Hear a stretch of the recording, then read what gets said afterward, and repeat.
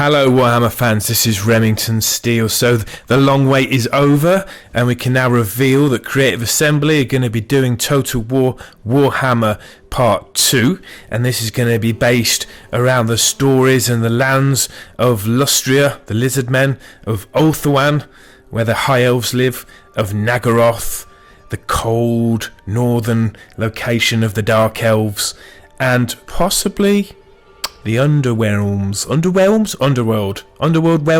of the Skaven. And I'm just going to dive into the folklore and the backstory of the Dark Elves and how they came to be so vengeful and hateful of their elven brothers and their main characters. So if you're into Warhammer, or Old Hammer as they call it now in a way, I guess, or into Total War, I think this is going to be right up your alley.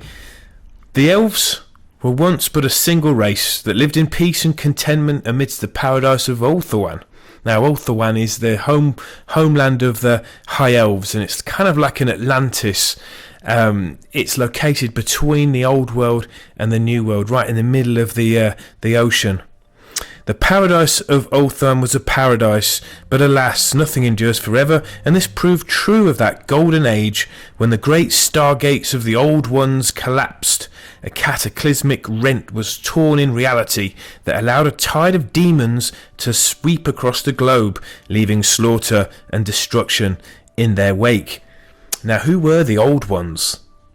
That's a difficult question to answer, but the Old Ones were kind of like the creators of this Warhammer world, and they gave a lot of their powers and knowledge to the Slann, who are the kind of like the Jabba the Hutt kind of wise giant toads that are kind of the most magically gifted characters in the Warhammer world, but these toads, they kind of sleep for centuries, and most of their consciousness lies in the magical realms, rather than worrying about the day-to-day activities and petty wars of men. So these stargates of these Old Ones collapsed, and chaos forces and demons rushed in, taking advantage of the sort of weak minded souls of men and elves, I suppose. The elves were defenceless against this onslaught, untouched as they were by the depravities of war, yet from the blood and slaughter emerged the greatest elf hero to have ever walked the world, Aenarion. In him the mightiest warrior spirit was kindled, and it was he who rallied the elves and taught them the ways of war. Though Aenarion and his growing band of warriors fought ceaselessly and without fear, the demon horde was unending. In desperation, Aenarion went to the sacred fire of Asuryan, lord of all the elven gods, and offered himself up as the ultimate sacrifice. With prayers upon his lips, Aenarion hurled himself into the white-hot flames.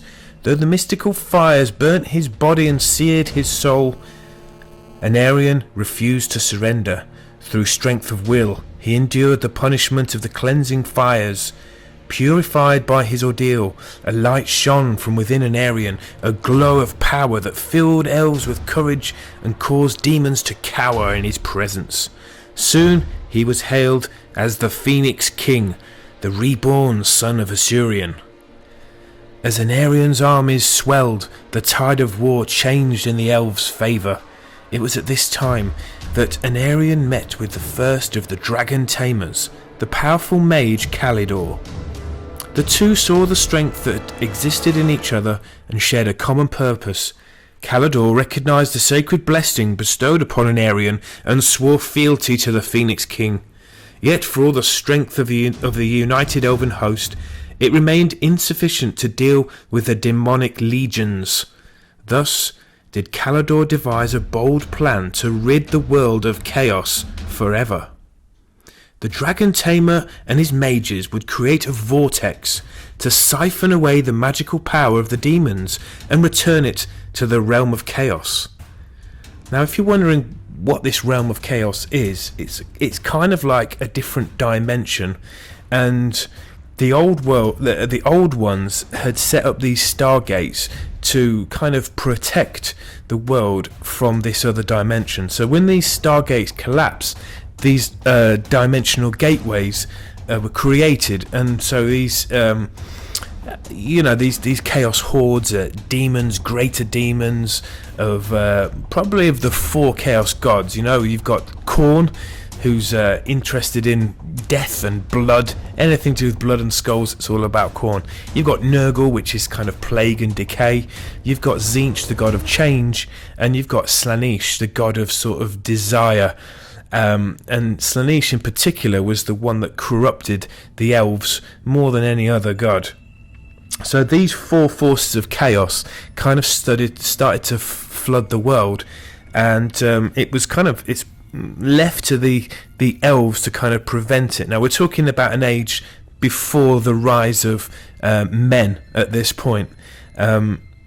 So where were we going? So yet for all the strength of the united elven host, it remained insufficient to defeat the demonic legions. Thus did Caledor devise a bold plan to rid the world of chaos forever. The dragon tamer and his mages would create a vortex to siphon away the magical power of the demons and return it to the realm of chaos. Aenarion cursed Caledor for a fool, deeming such a tactic to be the most desperate folly. So we're going to move on to a god of the elves called Cain. And Cain is the kind of he later becomes sort of a god of murder, but he's a sort of a god of fire and god of war, if you like. Aenarion then heard news that was to quench the fire of his heart and turn it to chill hatred. His wife, the beautiful Everqueen Astariel, was slain, and his children were missing. In a cold rage, Aenarion swore that he would destroy every demon in existence in vengeance for this act. Though calmer minds counselled otherwise, Aenarion travelled to the Blighted Isle and beheld the shrine of Cain, the elves' bloody god of murder. Jutting from the black altar stood the Widowmaker, the accursed weapon of the Lord of Murder. The moment Aenarion drew the weapon, he invited Cain into his heart and soul, and thus doomed himself and his entire line. Armed with the weapon of the war god, and riding the great dragon in Dragunir, the unstoppable Aenarion slaughtered demons in their thousands. Little by little, the hordes of chaos were forced away from Ulthuan, and for a while, a shifting and fragile peace descended. Aenarion now championed the cause of those elves who had suffered most during the war, for their sorrow reflected his own. They gathered to the Phoenix King's side and repaid him with an unassailable loyalty. Aenarion soon came to trust these new followers more than his allies of old, and with their aid founded a new kingdom in the bleak Nagarythe. Where other elves fought to survive, Aenarion's warriors fought for the joy of fighting and slew for slaying's sake.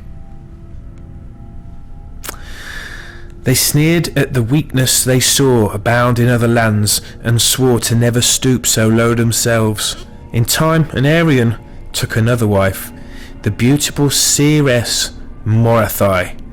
Now this is the first appearance of Morathi, and she plays a massive part in the story of the elves and indeed the Dark Elves. Because Morathi is, she's kind of evil. She's kind of like, in a way, she's a betrayer of the elves, but also, in time, comes to represent their line, their kind of connection with their ancient history. Because Morathi doesn't ever die. She's kind of like a witch. And she, through some magical processes she puts herself through, she's enabled herself to live for many thousands of years. Anyway, Aenarion took another wife. He took Morathi, and he had rescued her from the predations of a Slaaneshi host. So the god Slaanesh had kind of took Morathi and Aenarion had saved her, although undoubtedly Slaanesh influence corrupted Morathi. Many were surprised at his choice, for Morathi was as different from Astariel as night is from day. But by now the Phoenix King had become so grim of outlook that few dared question him on any decision, let alone upon one so personal. To those that did inquire, Aenarion says simply that he had chosen a consort suited to the times at hand, and would be drawn no further on the matter. Whilst it was plain to all that Morathi truly loved Aenarion, none could ever be certain that he returned her affections. By that point the Phoenix King rarely seemed to embrace any emotion that was grounded in aught other than anger or despair. Conversely, it was utterly apparent that Aenarion had come to rely on Morathi's counsel almost to the exclusion of all others. So Morathi had really got Aenarion's ear, and she started to be his, not just his wife, but his main advisor. And it may be too simplistic to say that she just was able to have her wicked way with him. But nevertheless, certainly to the point where he was cut off from everything else. With each year that passed, her influence became ever more evident in every decision he made. The elves of other lands looked upon this development with increasing level of concern, but the folk of Nagarythe cared not, for they loved Morathi almost as dearly as they did their king. In time, Morathi bore Aenarion a fine son and heir, whom they named Malekith. The young prince had inherited all the many gifts of his parents, and under their tutelage became not only an accomplished warrior and skilled mage, but also a leader of great quality. The court of Aenarion had become a wild place, full of savage gaiety and bitter mirth. By then few in Nagarythe believed it even possible to win a lasting victory against the demons, so they took what joy they could in every moment. Not every outlet of their indulgence was entirely wholesome, however. Hunting, dueling and other blood sports became increasingly common, and rumours abounded of sacrifices to forbidden gods.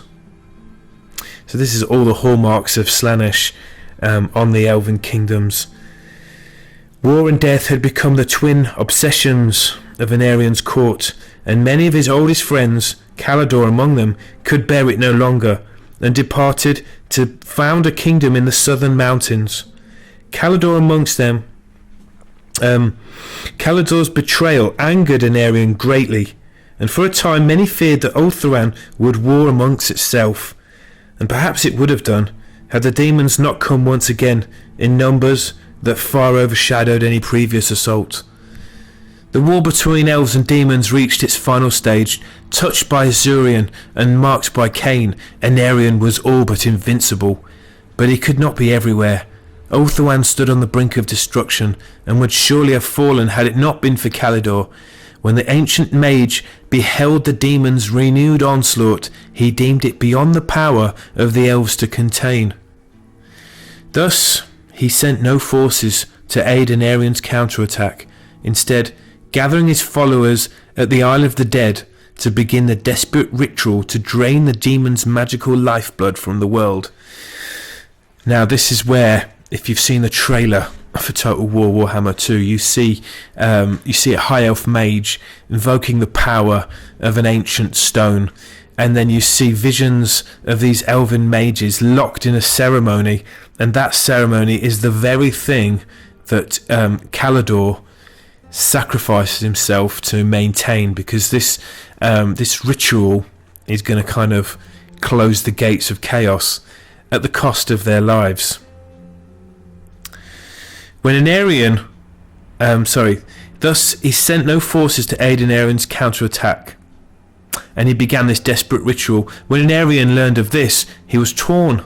Caledor had betrayed him a second time, but in doing so had created a slim chance of victory. Pride and duty fought in Aenarion's heart. Pride urged him to leave Caledor to his fate, to fight on, heedless of consequence. Ultimately the Phoenix King found he could not set his duty aside. Marshalling his followers one last time, Aenarion bade them ride to Caledor's aid. Morathi, fearful of losing her king, pleaded with Aenarion not to go. She begged him to stay. promising a life together through all the ages of the world. But in this one matter Aenarion would heed her not. Climbing wearily onto Indrognir's back, he left his weeping wife behind and rode to meet his destiny. What followed was a battle that shook the world. As Caledor's mages began their great work, the host of Nagarythe hurled itself at the demon horde with a fury born of desperation. Under wailing skies racked with fire and lightning, they held the line in Aenarion's name. That day, elves fought like gods reborn, and their phoenix king battled with a might to which mere words could never do justice. As the ritual reached its peak, 4 greater demons combined their power to assail Caledor's wards. Only Aenarion and Indrognir were close enough to stop them. They did not hesitate but charged into the fray. Now at last, the Phoenix King met his match. Though the ensuing battle saw all 4 ruinous beasts defeated, victory left both Aenarion and his dragon mortally wounded. Weary beyond words, the Phoenix King sank to his knees. Sensing victory, the demons howled with one terrible voice. But then Caledor completed his ritual, and dark laughter was stilled. With a burst of energy that shook the mountains, the great vortex sprang into life. A whirling, screaming tempest of magic engulfed Ulthuan, slaying thousands and shattering forever those fortresses whose walls stood still.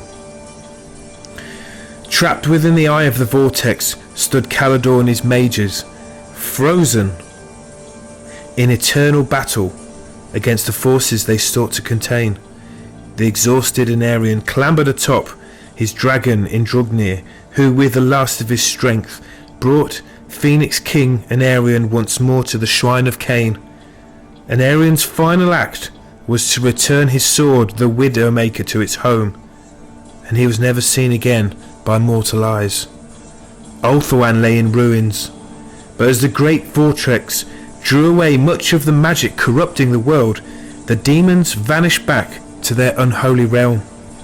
The elves thanked the gods, praised Aenarion, and set about creating a realm of light and warmth to drive away the evils of the recent past. But labour though they might, the elves would never regain the golden age of yore. Enduring their famous Widowmaker, Aenarion had set into motion events that would lead to the sundering of the people he had striven to protect. So now we get into a thing called the Age of Betrayal, and the plot thickens for these elves. And with Aenarion's death, many elves looked to his son Malekith to lead them into this new age. However, a few raised their voices against this course of action. Some princes recalled the unwholesome rumours surrounding Aenarion's court and feared what might have been left on a child raised in such climes. In the end, the doubters prevailed, and Belshazzar of Tiranoc was elected. Malekith took the decision with good grace and was the first to swear fealty. Even though resentment ruled his heart, Morathi, however, was not so sanguine, but ranted and rallied against the iniquities heaped upon her son. So from this perspective you can understand how betrayed Morathi had felt, because she had been all but a queen to her people, and she'd sort of against her will, her husband has been sacrificed for the good of the survival of the elven race. But there was hope because their son Malekith was a good guy, a good elf, and more than capable of being the Phoenix King. But politics had taken this away from her, and she never forgot it. Malekith soon departed overseas, and in his absence, Ulthuan was beset by new travails. With the threat of war lifted, many elves became selfish, indulging their heightened senses with ceremonies dedicated to forbidden gods. From the ancient incense-choked temples of Nagarythe cults of luxury, pleasure and excess spread across the 10 kingdoms. Belshazzar seemed powerless. Princes caught in the grip of the cults began to whisper that the Phoenix King was weak, and an usurper besides. Whilst Belshazzar floundered, Malekith travelled the worlds. In the newly founded city of Tor Alessi, he met and married Elisara, a priestess of Lilith, which is one of the elven goddesses. At that time, Tor Alessi was the eastern frontier of the elven empire, and the constant threat of orc hordes and the chaos beasts of the deep woods ensured that there was work enough to sate his warrior's soul. It was in such battles that Malekith made common cause with the dwarves, whose civilization was then spreading westward from the mountains. Soon, Belshazzar had little choice but to recognise Malekith's deeds and appoint him ambassador to the dwarf High King. So it seems like Malekith, although he's been cheated out of his throne, he still makes a name for himself, while the Phoenix King Belshazzar is sort of languishing, unable to stop the all the corruption that's going on in his own land. In time, Malekith grew restless and resumed his travels. He searched for his father's armour upon the Blighted Isle and stood transfixed before the altar of Cain, where his father had met his final end. He journeyed to realms that history has now forgotten and brought war to the despotic kingdoms of the east. In the frozen north, Malekith discovered a dead city of impossible age, and within its ancient vaults he found an ageless iron crown imbued with the blackest of sorceries. The circlet of iron awoke a dark curiosity in Malekith, and from that day forth the prince turned his will to studying the forbidden depths of magic. Absorbed with his studies, Malekith returned to Tor Alessi. His wife Elisara rejoiced at his return, but as his obsession became plain, she soon grew wary. Worse, where she had once seen Malekith's destiny as a shining line of silver, his fate was now hidden from her. One night, a month after Malekith's return, Lilith finally sent Elisara a vision. The next morning, Malekith awoke to find Elisara gone. At first he searched long and hard for her, but soon his obsession with magic returned and drowned her memory in its dark waters. Malekith soon took ship westward to Ulthuan and his stolen birthright. It was now a realm in turmoil, and many of its princes looked to him as a potential saviour. Malekith accepted gladly. Vowing to exterminate the forbidden cults, he took to his work with a ruthless enthusiasm. Month by month he announced fresh victories, yet all his ultimate triumph seemed out of reach. Thousands of cultists were captured, but more always took their place. When Malachi discovered that Morathi, his mother, was the chief power behind the cults, he publicly renounced her and ordered her imprisonment. In secret, however, mother and son schemed to further their shared cause of Belshazzar's downfall. In the end, it seemed that nothing short of outright war would quell the rising tide of decadence. Thus did Malekith ask the Phoenix King to convene the Council of Princes at the shrine of Asuryan on the pretext of requesting control of Ulthuan's armies. Yet even as the princes gathered, Malekith set his true plan in motion. Unbeknownst to the others, Nagarythe's armies had begun to march, their ranks bolstered by depraved cultists. Oblivious to the peril that descended upon their lands, the princes arrived at the shrine and listened in horror as Malekith declared Belshazzar to be a cultist, a claim that was not easily denied, as the Phoenix King had taken poison when confronted. The princes were not swayed and denounced Malekith as a murdering traitor. Just then, agents of Nagarythe broke into the shrine and attacked the princes. As blood spilled across the floor, Malekith strode into the sacred flames to seize Asuryan's blessing. He screamed as the fires stripped away his hair, skin and flesh. Malekith could no longer endure, and with a final shriek of agony hurled himself clear. Abandoning the battle with the princes, his disciples took up Malekith's smoking form and fought their way clear, leaving carnage in their wake.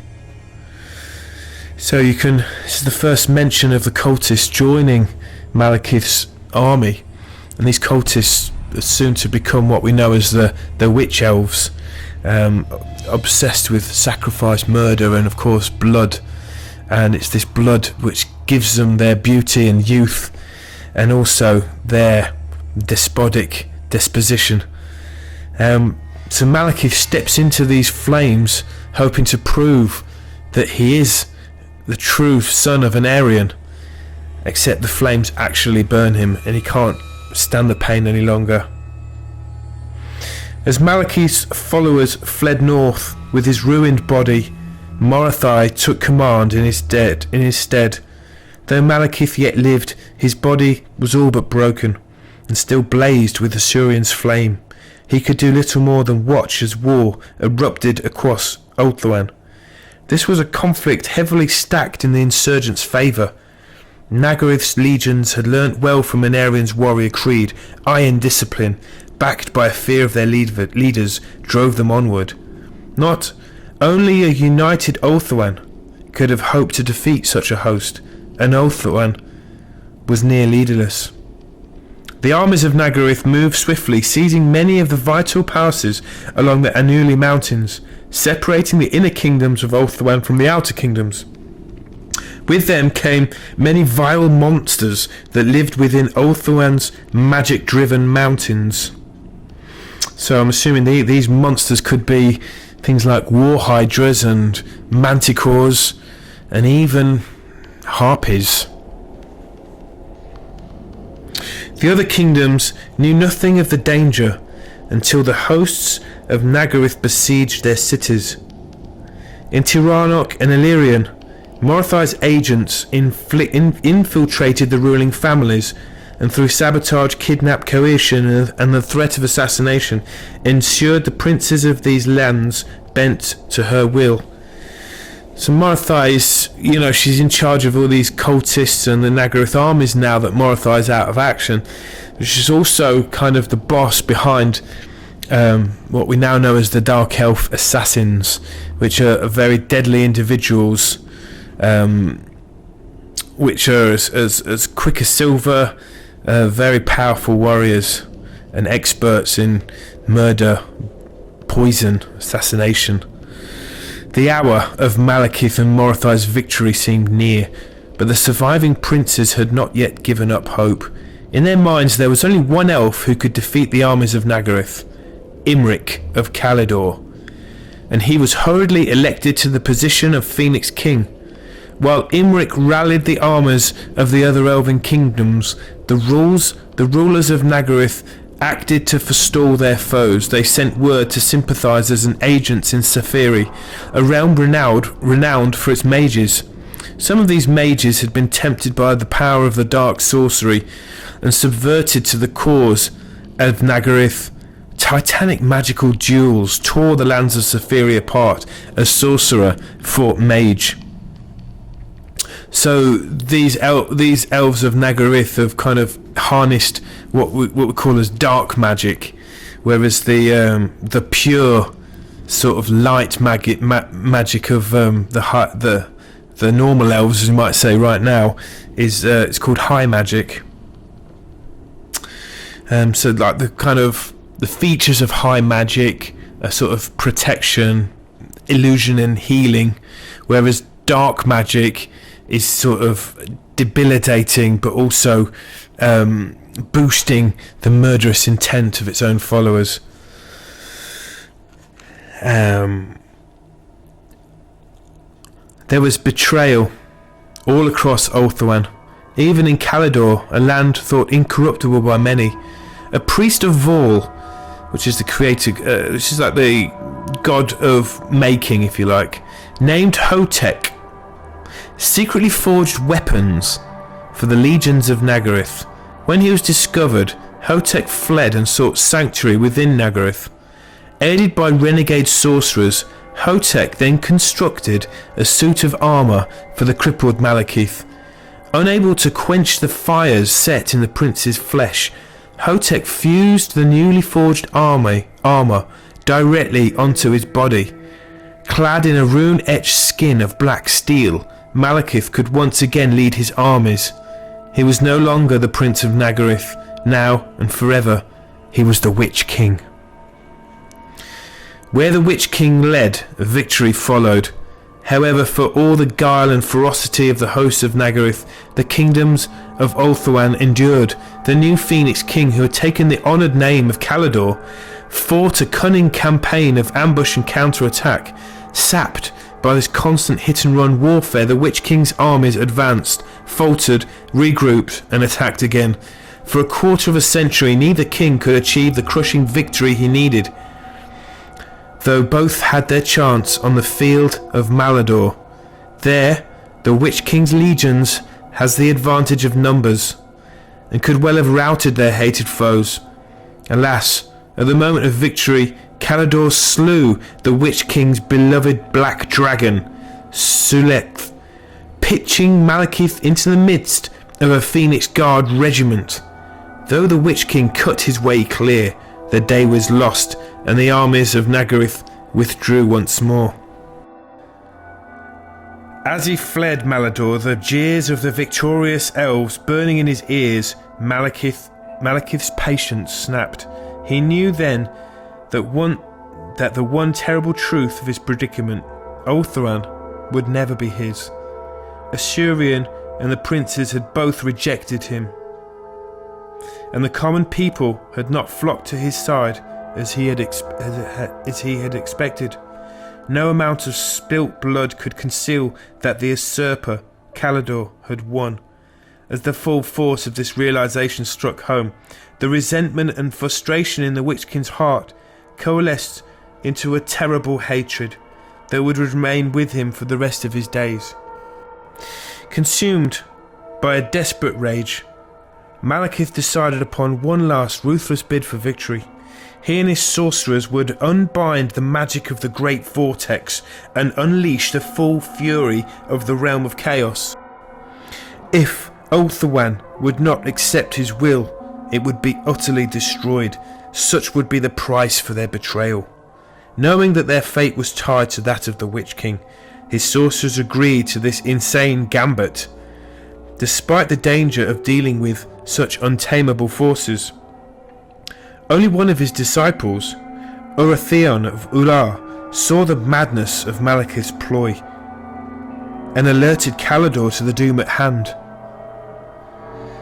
As the Witch King's sorcerers stood upon the summit of their black towers and struggled for control of the vortex, the mages of Seferi roused their own magic to thwart the spell of unbinding.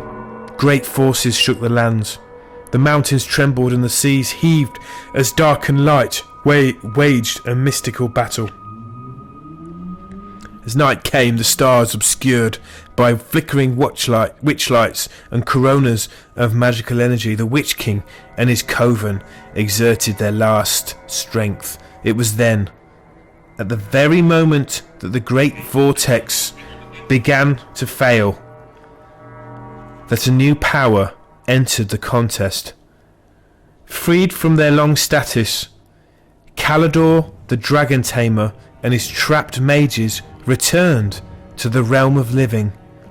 Instantly realizing Ulthuan's peril, they added their own incantations to that of the Phoenix King's wizards, and with a colossal release of magical energy, they dragged the vortex into place once more. The backlash tore Ulthuan asunder. A tidal wave 1,000 feet high crashed upon the northern coasts, engulfing Nagarythe and Tiranoc. Cities were washed away and countless thousands perished. As the deluge swept down upon Nagarythe, the Witch King's followers used the last of their sorcerer's power to ride out the storm. Energized with dark magic, their black citadels broke free and rose upon the frothing waves. So we have these lands of the Dark Elves totally consumed by tidal waves. And what they do, these towers, through their magical energy and spells, rip away from the land and become kind of floating fortresses. And the Dark Elf kingdoms are now nomadic mountains, if you like. Malekith's plan had failed, and his energy was spent. His kingdom lay beneath the waves, and his army was all but destroyed. Upon the floating castles of Nagarythe, they called the Black Arks. The Witch King and his minions fled the wrath of the cataclysm they had unleashed.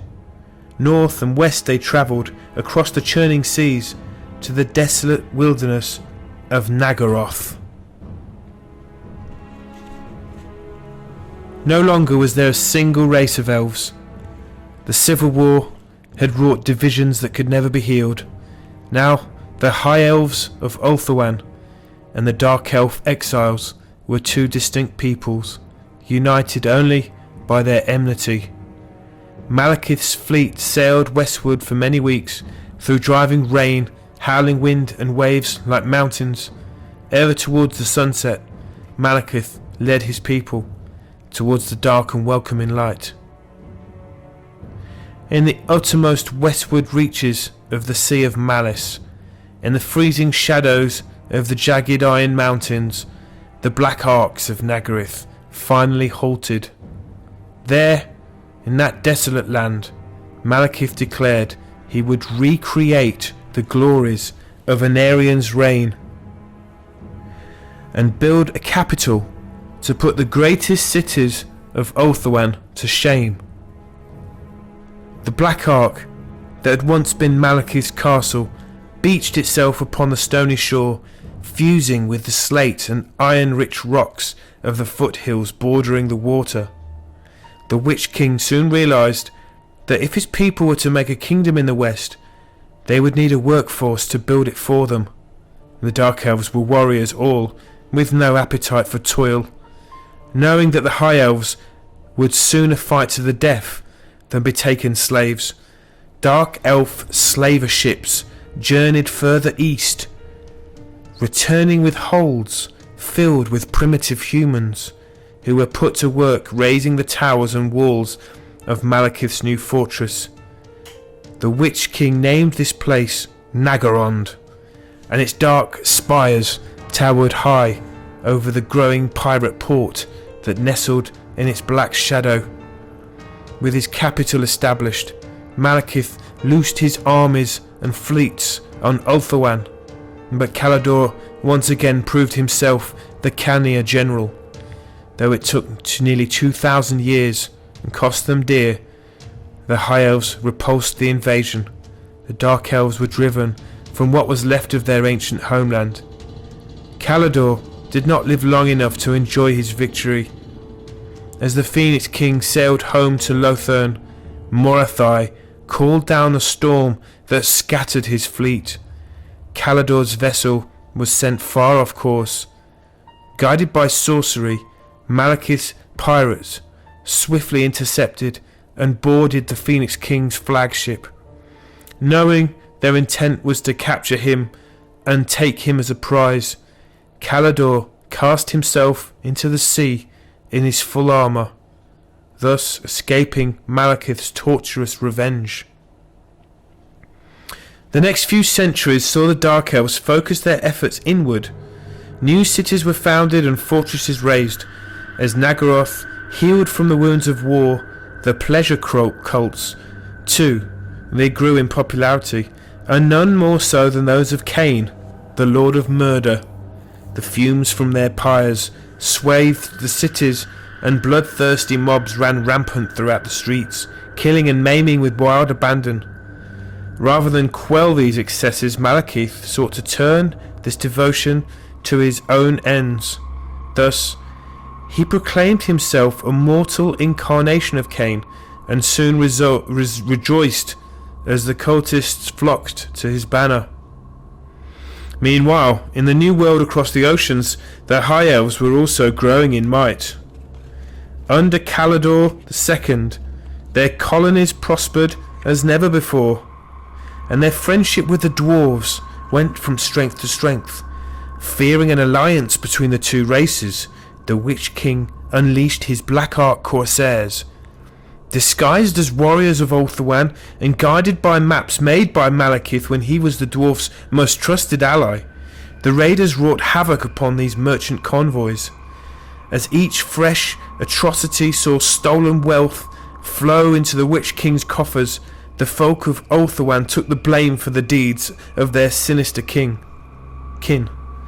Under this provocation, the High Elves and Dwarves grew ever more distrustful of one another, and finally, propelled by stubbornness on both sides, they went to war.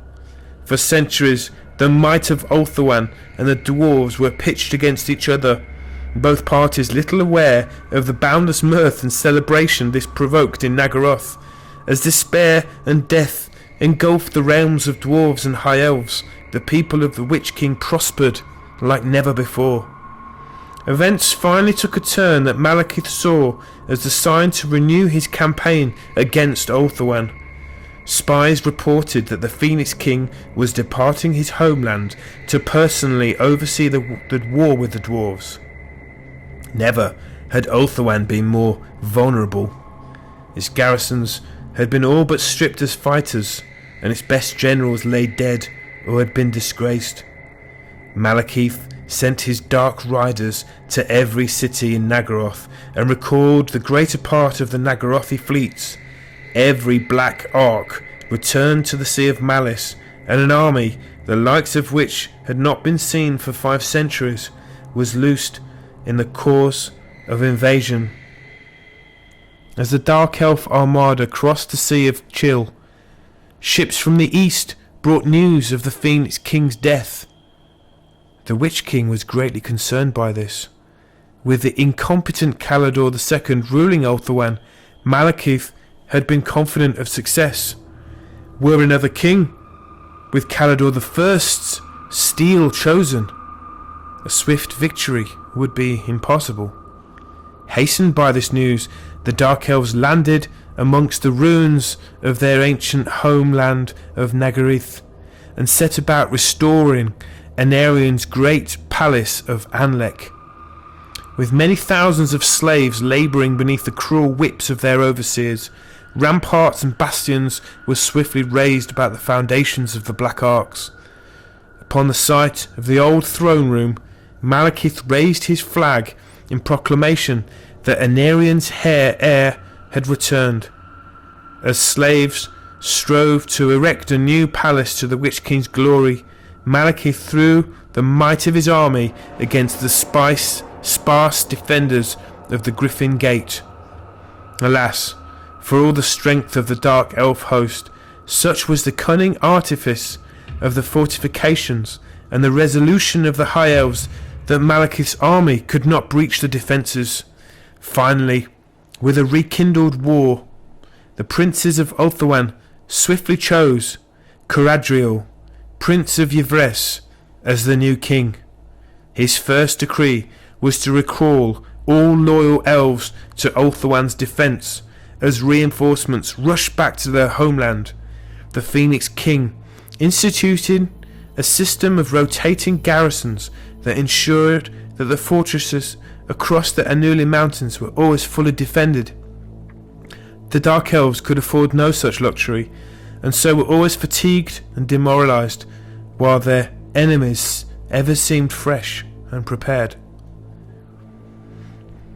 Caradriel was no soldier, but the war with the dwarves had given rise to many great leaders, and it was to these elves that the Phoenix King gave command of his armies. Of these generals, the most gifted was Prince Teclis, and it was he who finally routed the Dark Elves from their siege of Griffin Gate. Malekith became incensed when he heard of this defeat, and marched to confront Teclis' host. This time, it was Teclis' turn to retreat. The Dark Elves advanced without pause, fearing nothing save their master's wrath, and the High Elves fell back in disarray before the massed ranks of Cold One knights and chariots. This sequence of attack and counter-attack would be the pattern for many centuries to come. Whilst Teclis proved unable to drive the Dark Elves from Anlec, the Witch King met with an equal lack of success each time with his own armies marched from the Shadowlands. Despite the best efforts of Malekith's assassin to hasten his demise, Caledor reigned for just 6 centuries and ultimately died of old age. Now, I should probably say here that the average life expectancy of an elf is much greater than that of a human, and we're talking thousands of years. So when an elf is killed in battle, it's even much more of a tragic thing, because you're talking about a life that should last for centuries and centuries. The Witch King knew this boded ill for his desire to claim Ulthuan, because after Caledor's death, Malekith's spies reported that Teclis had ascended to their Phoenix throne. Teclis had the tenacity and military verve of Caledor I, who had thwarted Malekith's ambitions so many years before. The Witch King's predictions were soon proved correct. The armies of Teclis were more disciplined and coordinated than any that had come before. Formerly trained in their towns and cities, these soldiers fought for their homes and out of love for their king. Little by little, the Dark Elves were driven back through the Shadowlands. For all his guile and sorcerer's power, there was nothing the Witch King could do to halt the tide of High Elves pouring into Nagarythe. With vexed wrath, he abandoned his beloved Anlec and made for the sanctuary of the Blighted Isle. Left empty, mighty Anlec was destroyed by Teclis' army, every tower razed from existence by fire and magic. Still not content with driving the Witch King and his armies from the mainland, Teclis pressed onwards to the Blighted Isle, home of the Dark Elves themselves, and there, along its shore, was fought one of the bloodiest battles in Ulthuan's history. Amidst the thrashing sea creatures and red-flecked waves, the High Elves and Dark Elves hacked at each other with desperate fury. The Dark Elves fought to protect their final foothold, but the High Elves fought seeking vengeance for their fallen king.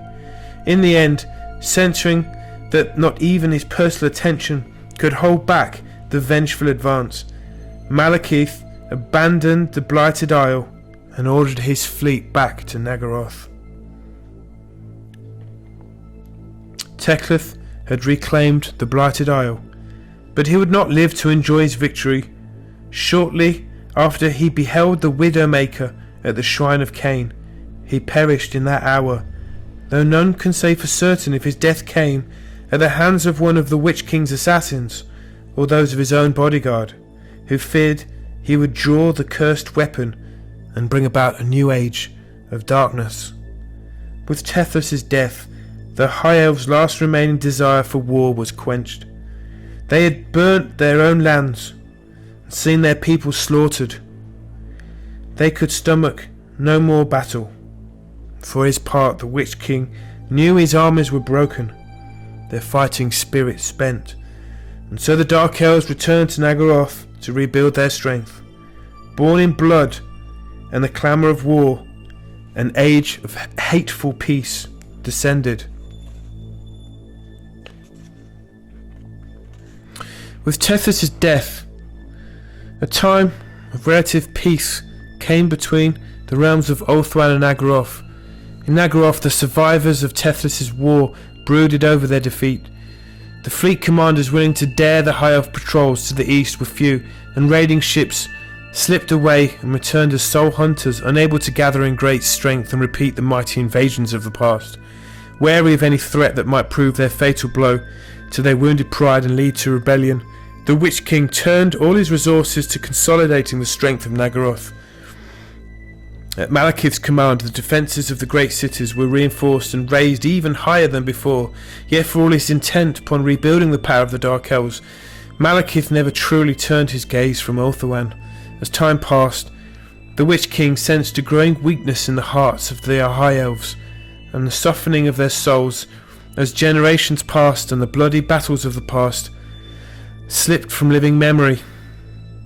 This was a failing the Witch King sought to exploit, but not through outright war, for his own armies needed time to husband their strength.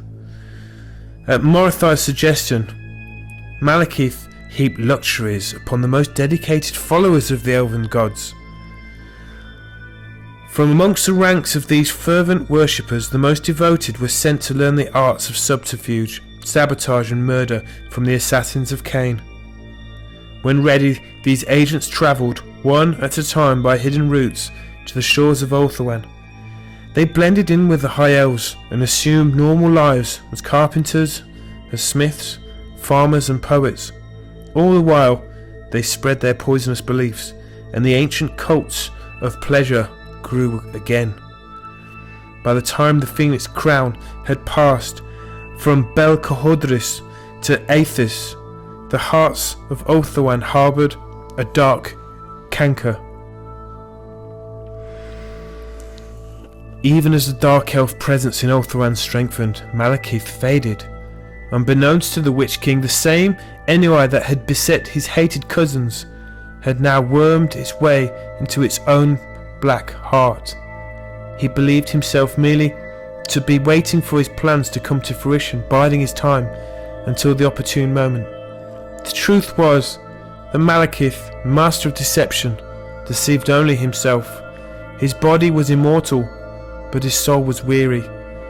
Without the continual challenge of Ulthuan's armies and the provocation of its upstart rulers, his spirit had dulled.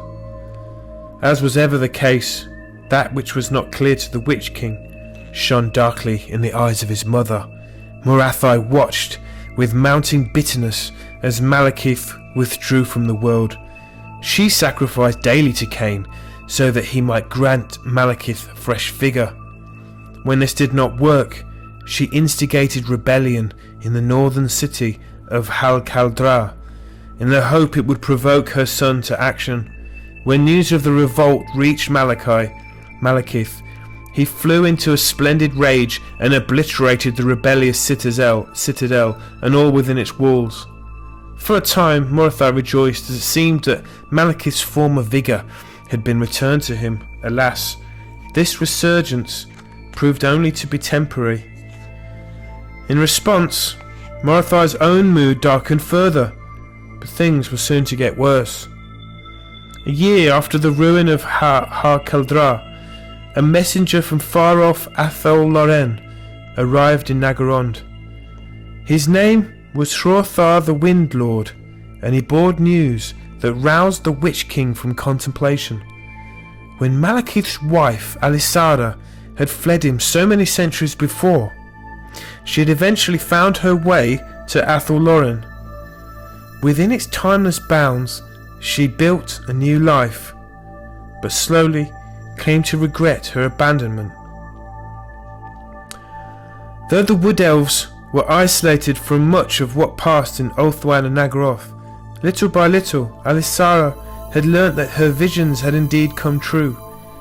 She was now consumed with guilt and grief.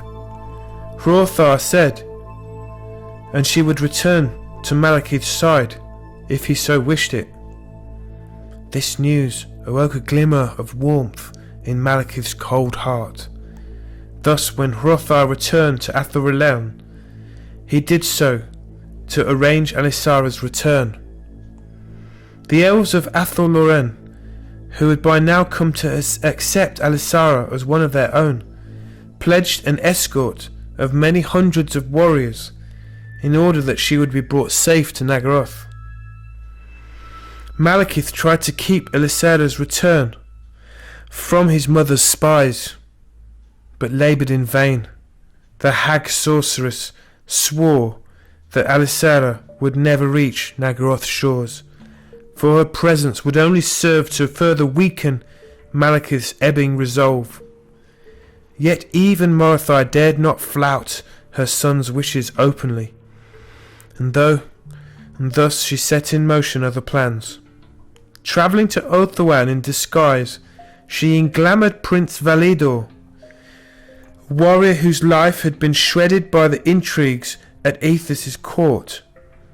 Driven mad by disgrace, Validor was easily led to believe that Elisada's escort was provided by a forgotten elven nation that had thrown in its lot with the Dark Elves. Thus did Validor's army bring Elisada's escort to battle upon the shores of Bretonia. Many elves died that day, and not one of them truly knew the cause for which they fought. Elisara was the last to perish in that battle, run through by Validor's spear. As her lifeblood touched the prince's hands, the madness finally fell from his eyes. Haunted by despair, Validor cast himself from the bluff into the churning waters below. It was weeks before any in Naggaroth learned of Elisara's fate, and longer still before the news reached Malekith, for none had the courage to lay it before him. In the end, it was Morathi, her jubilation hidden carefully beneath an icy mask, who spoke of Elisara's fate. The hag sorceress watched with delight as the last spark of warmth in her son's heart died forever, and his growing rage burnt away the cloak of apathy that had hung so heavily about his shoulders. By dusk, Malekith had convened a council of war. By midnight, 8 of the council were dead, and the rest in fear of their lives. It transpired that many of the Nagarothi lords had believed that Malachi's lethargy heralded an opportunity for a new ruler to ascend. Thus, they had squandered their strength, that of their armies, against one another. The Witch King's retribution was swift and uncompromising. Noble houses were wiped out overnight, their sons and daughters slain by assassins. Those who survived knew full well that they did so only at the Witch King's command, and hurriedly set about rebuilding his armies. Lacking the forces to attempt a new invasion, Malekith knew that the time had arrived to unleash his agents. There would not be a better moment for strike, for Phoenix King Aethys was a weak-willed man, with little thought to spare for his nation's security. As Aethys' reign progressed, the arts rose in prominence, and under the cover of this societal change, Malekith's cults expanded swiftly and struck without warning. Nobles were found slain in their beds, mages disappeared from their towers, children vanished by the score. Panic swept through Ulthuan as the crimes grew in boldness and horror.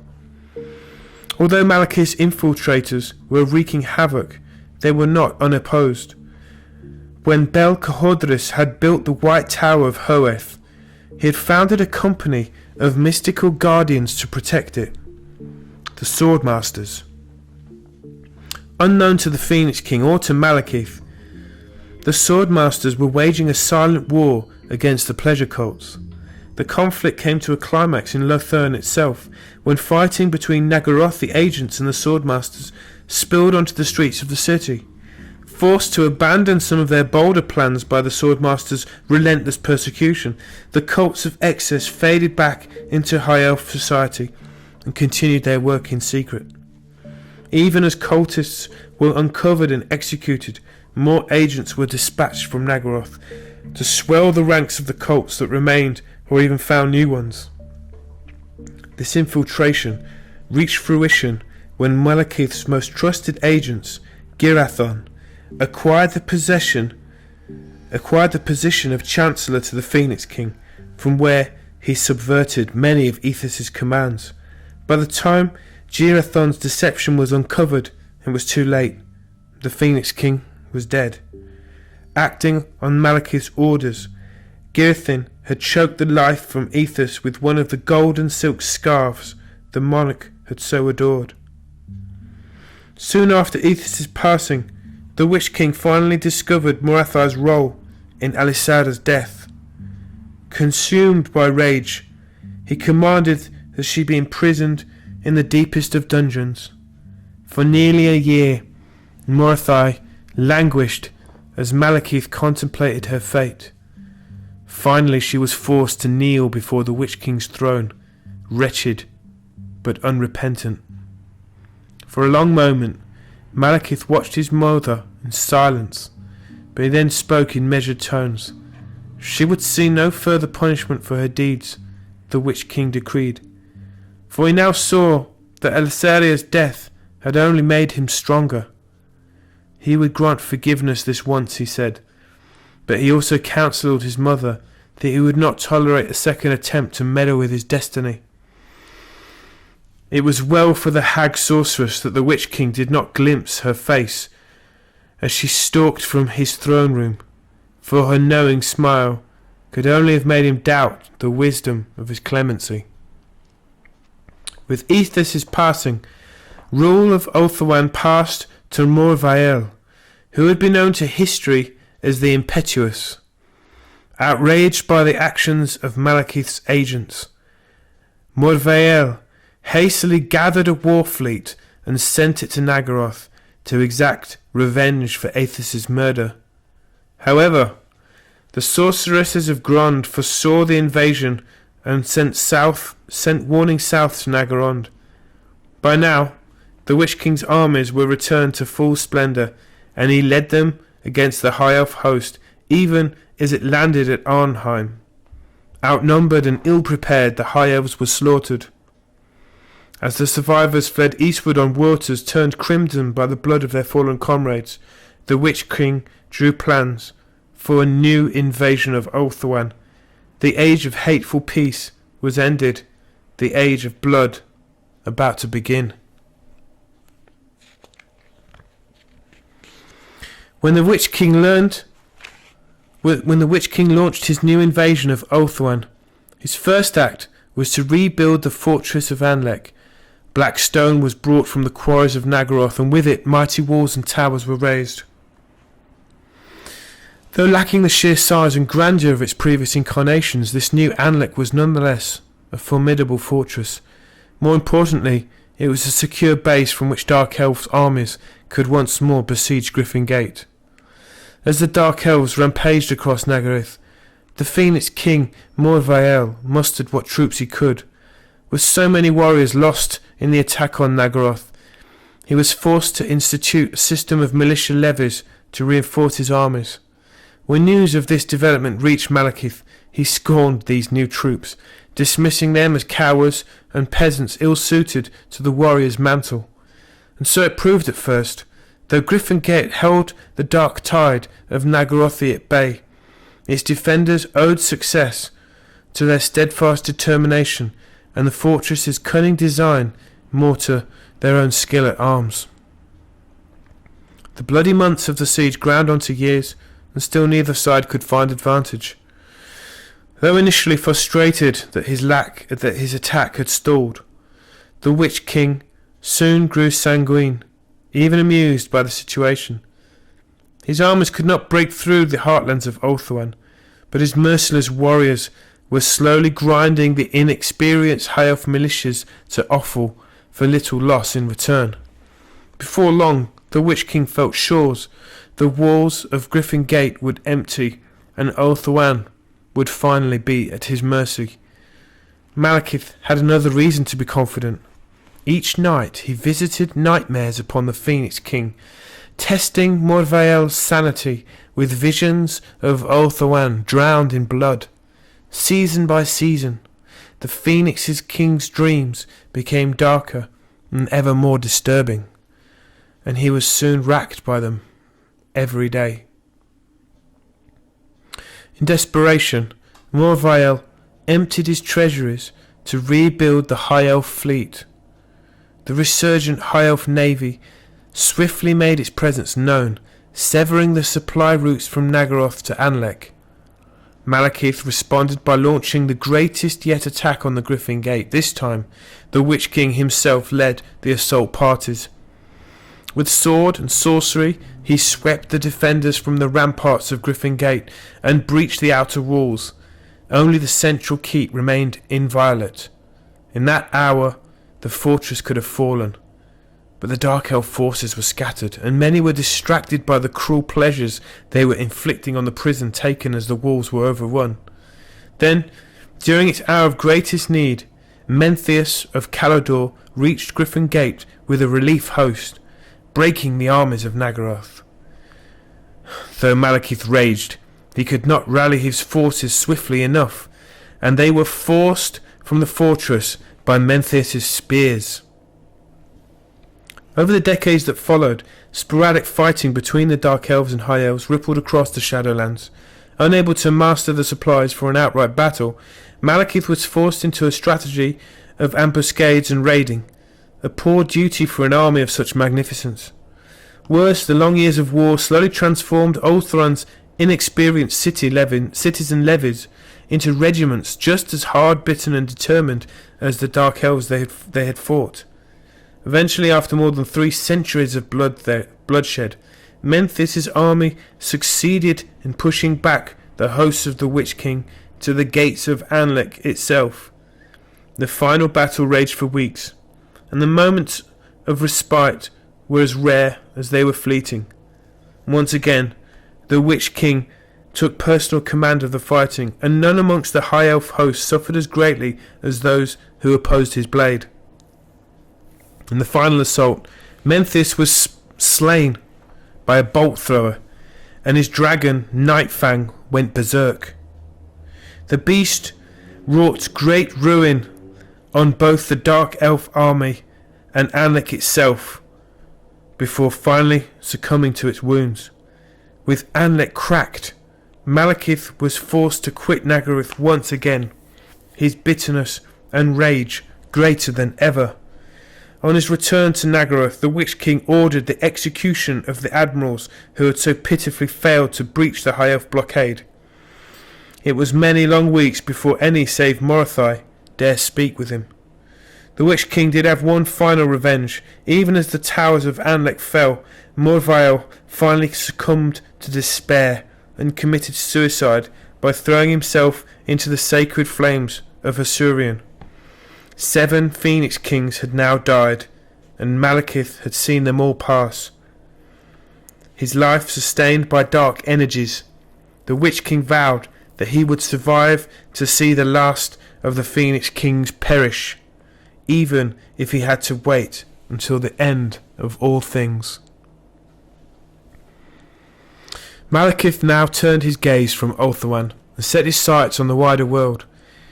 It had increasingly come to his attention that the globe was now home to many ascendant powers, and he determined that their wealth would be seized and harnessed to the Witch King's cause.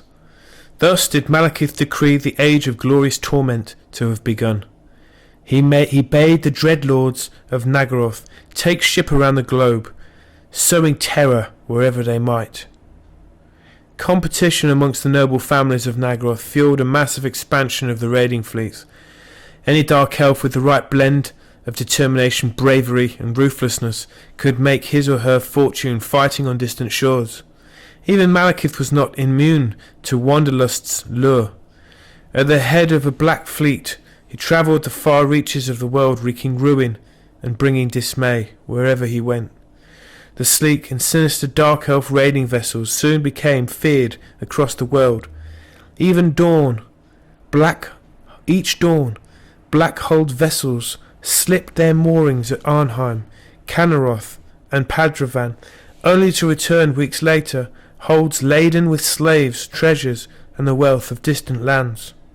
Ports were burned across the length and breadth of Bretonnia, the inhabitants put to the sword by scale-cloaked raiders, or offered in ritualistic blood sacrifice. Famously, Duke Bastinatel of Languille returned from crusade to discover his castle stripped of its finery every chamber knee-deep in congealing blood, and the dismembered body parts of his household strung from Finale and Architrave. Tylian dukes paid massive ransoms in order to guarantee their city's safety, then died alongside their subjects as Dark Elves reneged. Elsewhere, the great temple cities of the southern continent were defiled, and their timeless treasures ransacked. As the wealth of barbaric lands flooded into the Witch King's treasury, the Dark Elf fleet expanded once again, ultimately eclipsing the all but forgotten glories of yore. At Malekith's command, they recommenced their raids upon Ulthuan's shores, wreaking whatever woe they could. Advantage was also sought in subtler ways. Dark Elf ships shadowed Ulthuan's merchant vessels as they plied their trade. Learning the location of the High Elves' closest allies, this information in turn allowed the Dark Elves to infiltrate the courts of such realms. Some they struck bargains with, others they set about undermining in order to deny aid to the High Elves in the war that was sure to come. Over the course of centuries, many realms experienced both the cold embrace and the wicked betrayal of the Dark Elf diplomacy. Yet few who had been blooded by Malekith's claws were entirely reluctant to welcome him as ally afterwards. Bitterness had done little to dull the Dark Elves' allure. When they wished it, the Witch King's ambassadors could speak charmingly enough to soothe even the rawest of grudges, and they were wealthy enough to awaken the most closely guarded avarice. It helped also that Malekith's emissaries were steeped in the most sinful and hidden of desires, and they used this knowledge to unlock many a heart that would otherwise have been fixed against them. Only in Athel Loren did their honeyed words fall upon deaf ears. The Wood Elves listened politely for a time, then bade the Dark Elves leave and never return. Malekith watched with grim pleasure as the tendrils of Dark Elf influence spread across the globe. By this time the Witch King had so many informers and cat's paws in other lands that he often received word of a High Elf fleet arriving at his destination before the Phoenix King himself did. Better still, with but a careful stroke of his puppet strings, Malekith could assail his hated foes with the armies and fleets of other lands. With his involvement secret to all but a few easily disposed of pawns, for more than 200 years the Witch King revelled in this new method of war. Indeed, so much cruel delight did the manipulations elicit that Malekith could well have continued upon this path for many centuries more, had his spies not brought unwelcome tidings. Despite their woes, the High Elves had never lost heart. If anything, Finubar the Seafarer, the newly crowned Phoenix King, had succeeded in uniting his people to a decree unseen since the days of Aenarion. This indeed was the news that could not be borne. Summoning Morathi and his closest counsellors to his side, the Witch King swept from his throne room and into the storm-racked night.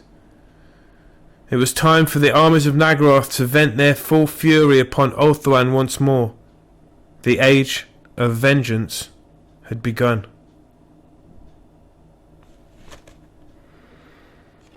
Well, there you go. That's a very in-depth look at the creation of the Dark Elves and where they come to be at the point of Warhammer Total War.